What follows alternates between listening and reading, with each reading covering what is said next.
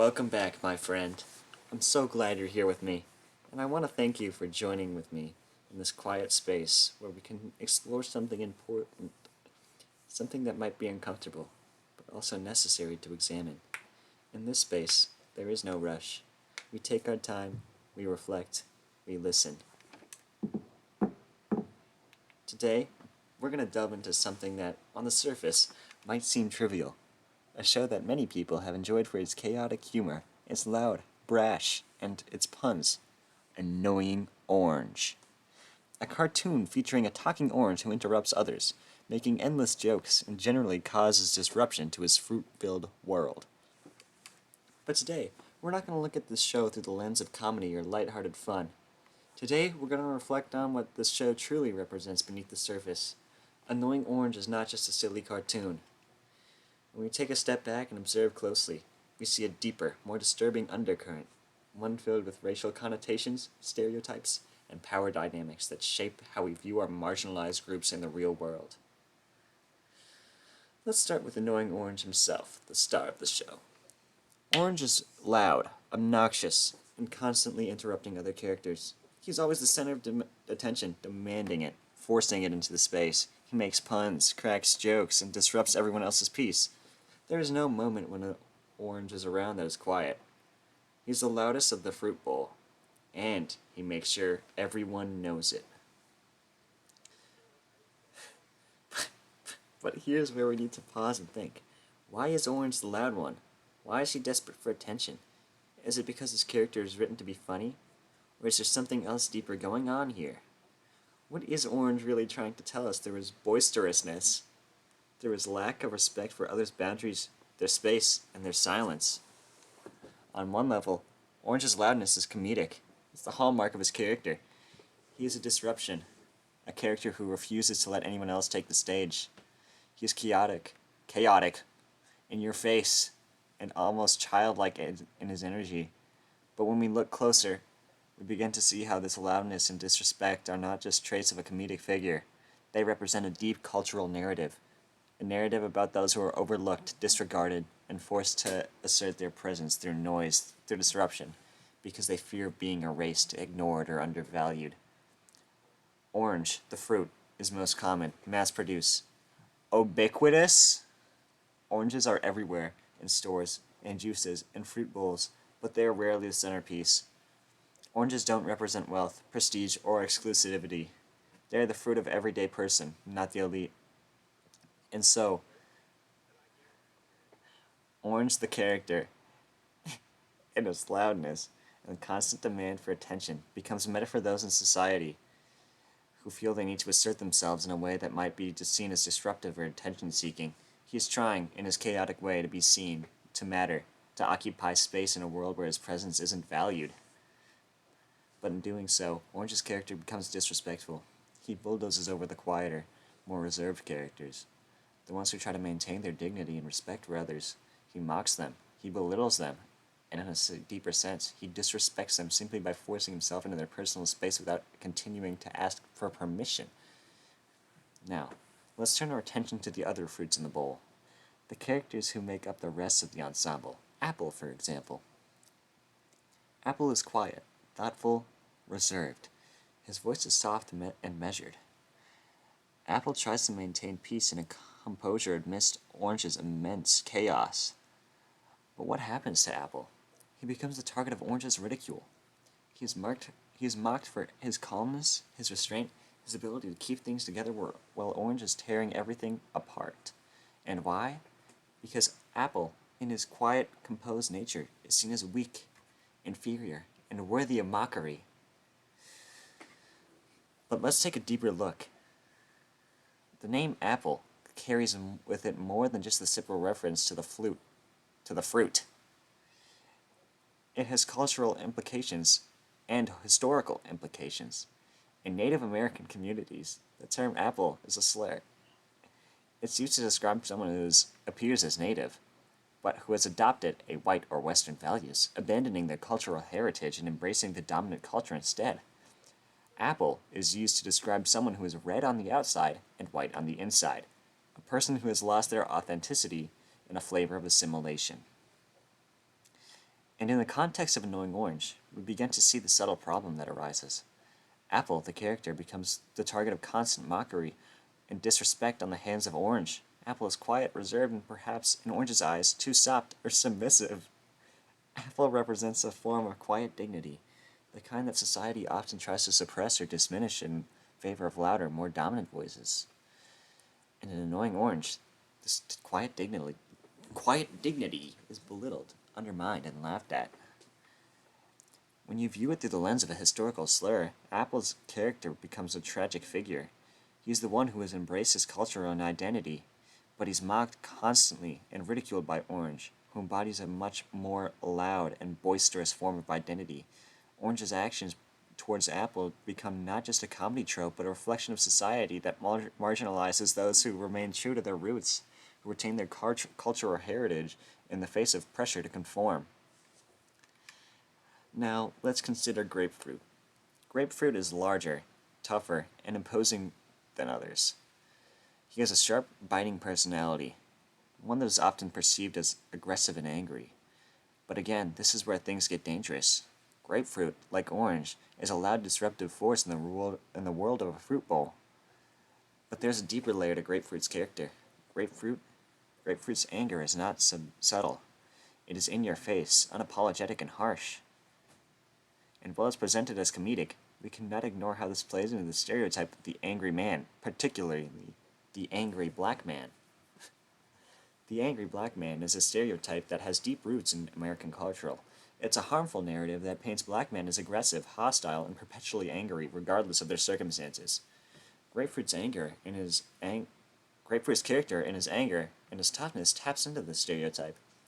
His anger is presented as something that cannot be controlled, something that is always at the surface, ready to explode at any time. And while Grapefruit is not explicitly depicted as black, the association between his anger and the angry black man trope is hard to ignore. Grapefruit's character becomes a symbol in ways of that which marginalized groups, particularly people of color, are often vilified for their expressions of anger. When these groups express dissatisfaction or frustration with the systems that oppress them, they are often labeled as angry or dangerous. Grapefruit, in his aggression, plays into this stereotype, a stereotype that undermines the legitimate frustrations of real-world individuals who are marginalized and oppressed. And again, this is presented as comedy, as something to laugh at, but it reflects a deeper and more damaging truth. But perhaps the most unsettling aspect of The Annoying Orange is the way that it just diminishes the identities of all the characters. Orange's constant disruption is not a quirk of his personality, it reflects a broader societal issue. Orange is the one who demands attention, who forces himself into every conversation, every moment, and in doing so, he tramples over the quieter, more reserved characters, the one who try to maintain respect, dignity, and composure in the face of his noise. This dynamic is a reflection of how society often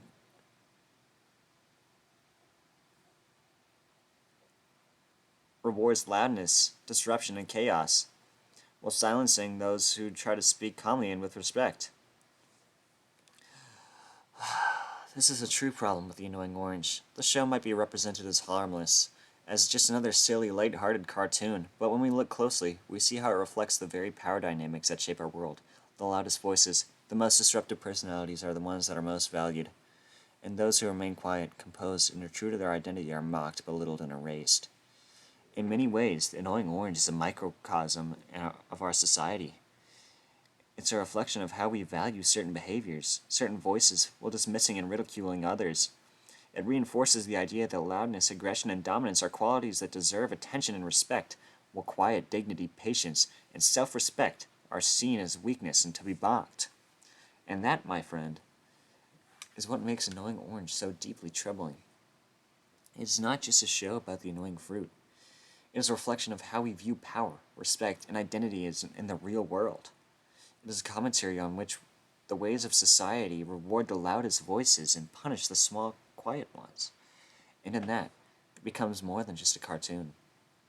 It becomes a reflection of the world that continues to silence, erase, and ridicule those who are not given permission to take up space. As we've begun to see, there's more happening beneath the surface than a simple comedic chaos. Now we've already touched on the character of Apple, and the subtle ways in which his character challenges us to reflect on the legacy of colonialism, assimilation, and the erasure of cultural identity. But Apple is not the only character whose name carries heavy historical significance. Consider the character of Pear. Pear, by all appearances, might seem like a neutral character, neither loud nor aggressive. However, the name Pear itself has often been used in some ways in some racial contexts as a racial slur in the United States, especially in reference to African Americans. The term pear-shaped was once used to describe black individuals in a demeaning way, associating them with the stereotype of being overweight or unattractive.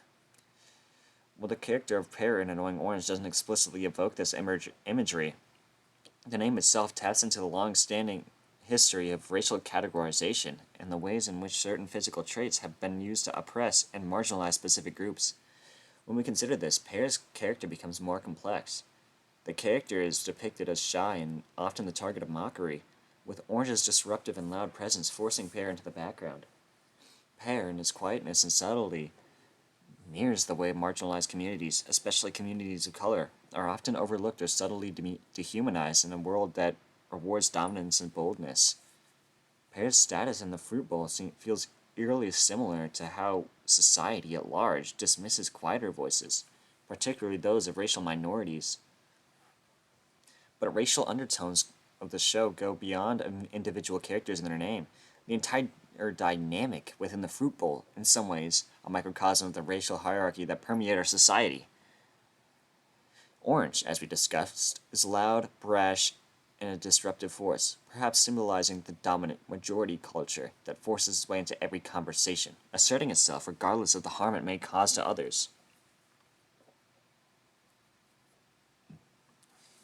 In this context, Orange's constant need to interrupt and be the center of attention takes on a more sinister meaning.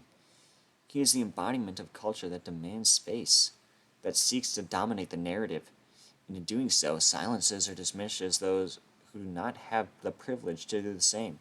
This dynamic is all too familiar in the real world, where marginalized voices, whether racial minorities, immigrants, or disenfranchised communities, are often forced to scream to be heard over the dominant culture. And yet, when they do scream, they are often frequently dismissed as too loud, or too angry, or too disruptive. In this way, Annoying Orange reflects the painful tension between those who feel their presence is constantly overlooked, and those who, like Orange, feel entitled to occupy space, no matter the cost.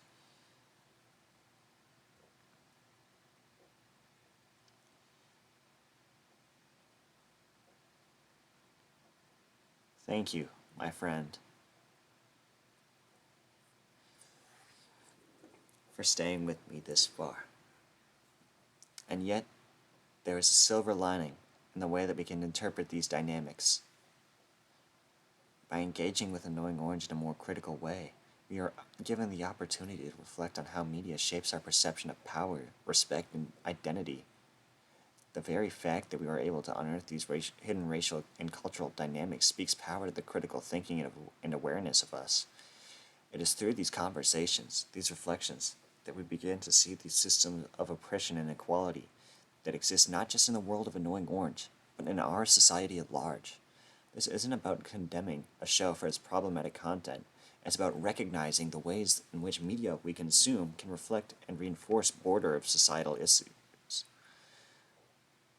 If we can begin to see the connections between the loudness of Pear and the silence of Apple, between the anger of Grapefruit and the dismissal of Pear, we can also start to see how these patterns play out in the real world. We can recognize the loudest voices demanding space at the expense of those who are quieter, more reserved, or more marginalized. And from that recognition, we can take action, whether it's in our everyday lives, our media consumption, or our advocacy for a more inclusive and more equitable world. Thank you for joining me in this space today. Take your time to reflect, let these ideas settle, and know that true awareness is the first step towards transformation. I'll see you guys next video. Like and subscribe for me to upload even faster than I did this time.